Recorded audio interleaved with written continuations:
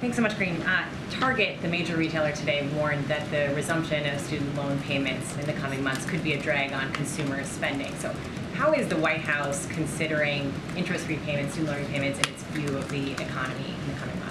So look, when the president put forth his student debt relief, obviously it was part of his broader economic plan, right? Giving Americans a little bit more of a breathing room, as he said, as we're coming out of the pandemic, certainly, and wanting to do that in a way that helped the people who needed it the most.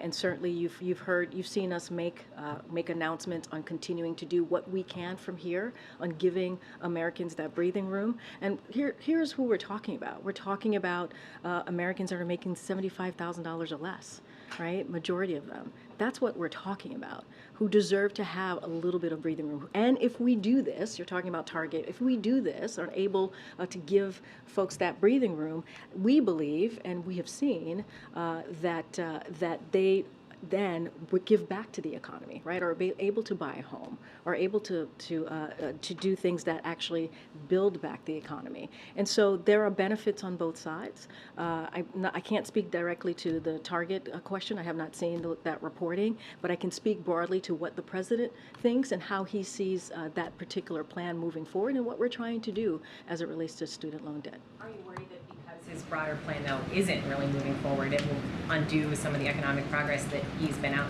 touting?